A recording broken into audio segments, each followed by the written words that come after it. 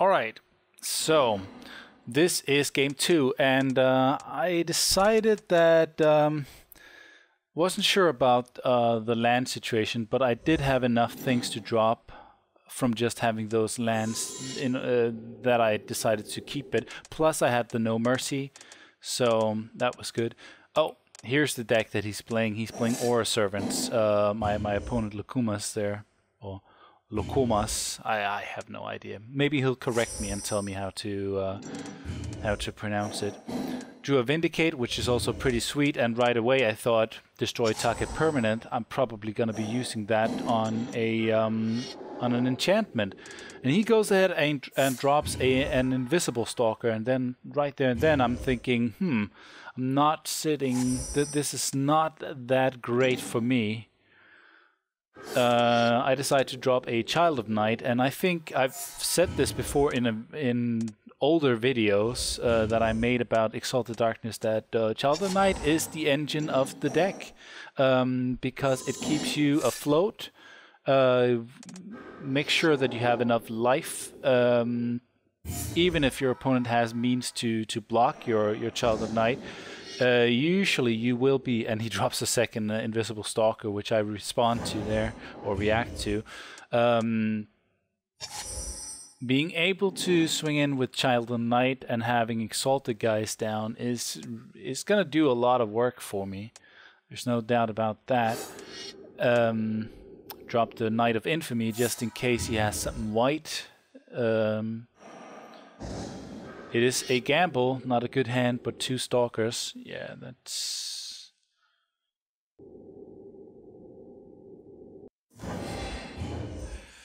So, he was actually not too happy with keeping the hands that he kept, he told me later. And it's always like that, especially in a tournament situation. You have to consider, is this hand going to be fast enough? Because if your opponent gets an optimal hand, you know that you're already on the defense from the get-go.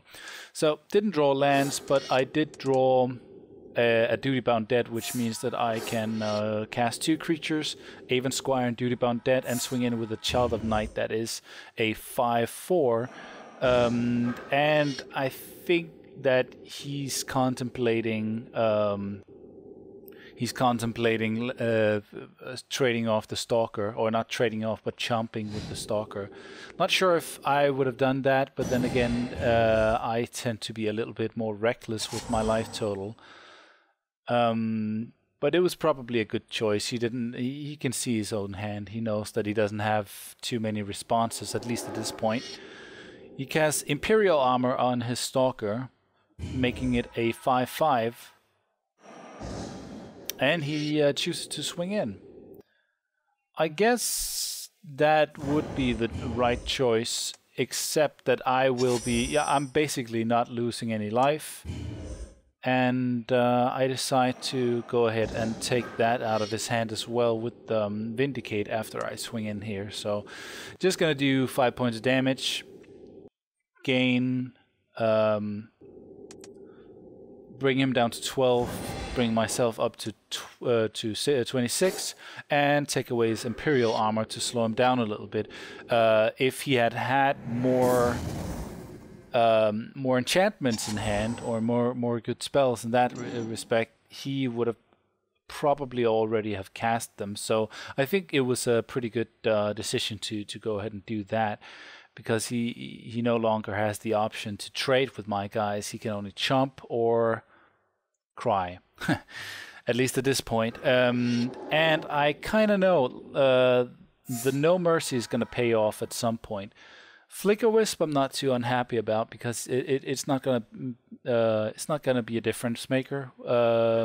It's not gonna change anything. I didn't have anything that he could kill off with it, or a situation where he could do anything to mess up my situation.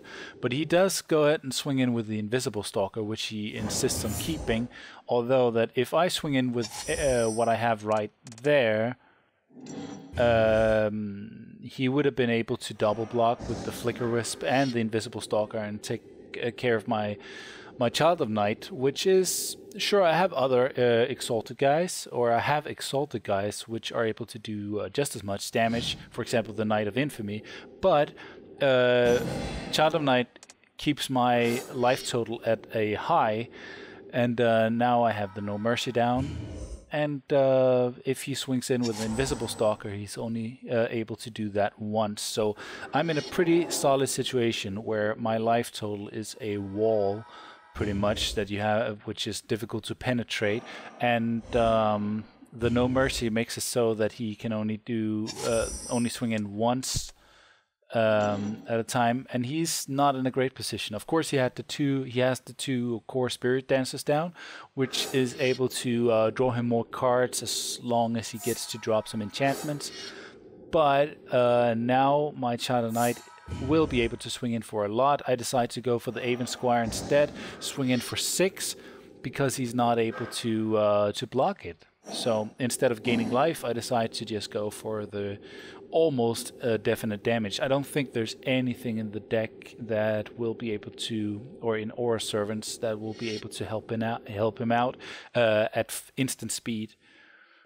And I'm keeping the Silent Operative because I might want to keep that flexibility. Then again, you never know. So there's really no point to dropping the Silent Operator. It's only going to help him out. So the Imperial Armor would have been nice if he had it on a flying creature, but he doesn't. Also, on top of that, I have the Angelic Benediction where I can tap down one of his creatures. So unless he has something for 2 that, like, for example, a Pacifism or something, he will not be able to do anything about the board state, and he will, in effect, just go ahead and lose this game. So time is dwindling. He's thinking, and he goes ahead and writes GG, and that is the game. And